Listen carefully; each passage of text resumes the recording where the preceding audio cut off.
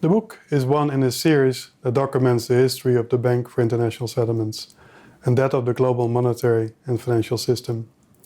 A previous book marked the BIS 75th anniversary in 2005.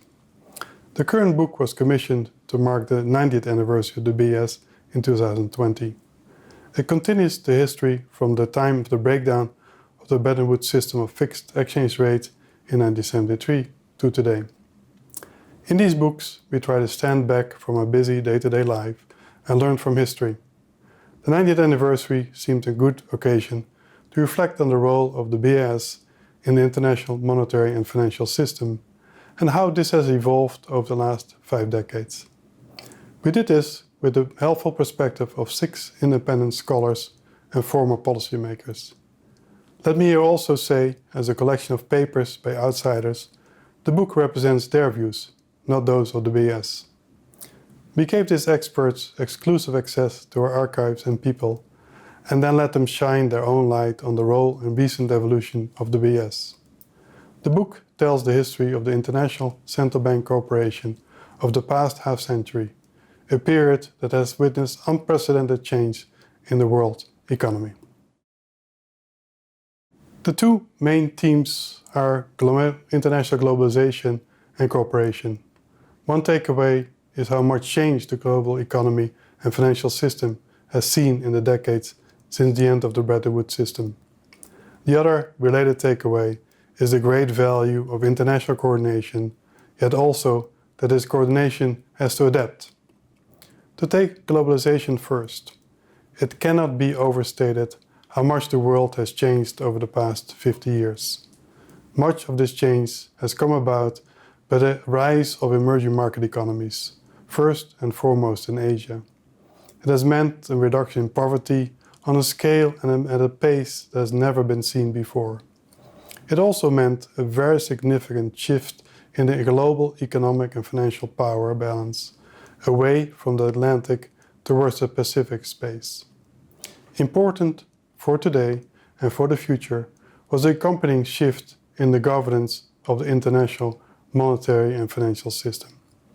As the book shows, the BIS is a good example of this. Only 30 years ago, the European and North American powers, with Japan and a single geographical outlier, dominated the governance of the BIS. This was a group of 10. Today, its governance and that of other international organizations that play a role in the international monetary and financial sphere is largely in the hand of the group of 20, in which the emerging market economies from Asia, Latin America and Africa play a key role.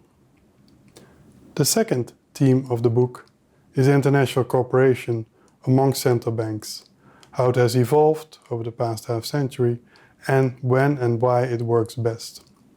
The BIS experience shows that cooperation to strengthen international monetary and financial system tends to work best when the interest and policy objective of the countries are closely aligned.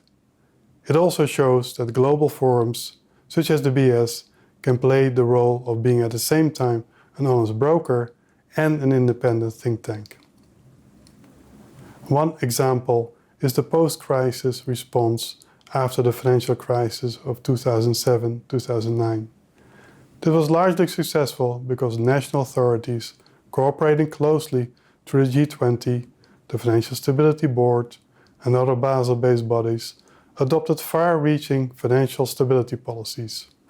Many of these policies were, at least in part, informed by previous independent work done at central banks and at international institutions such as the BIS. As shown in the papers in the volume, over the decades the BIS used its convening powers flexibly in several ways.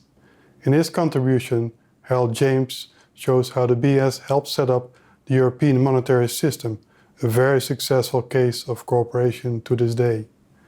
Catherine Schenk shows how the BIS integrated central banks from emerging markets in its governance.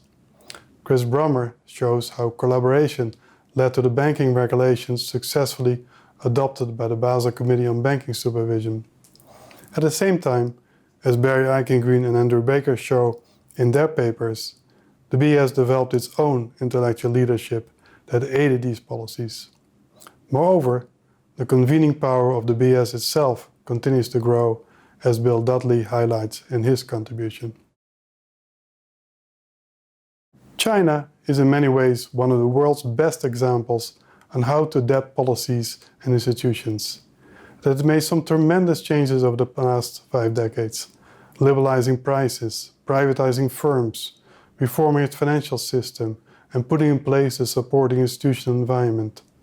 China also successfully opened up, both economically as well as financially. All of this has led to great success for China, with living standards improving tremendously and for the world at large as well. In all these areas, China has learned from its own and other countries' history. For some time now, the BIS has been a partner in this process, interacting closely with its senior policymakers.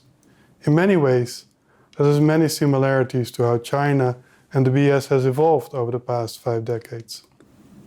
As we carry on sharing knowledge with others, we will benefit from each other's insight.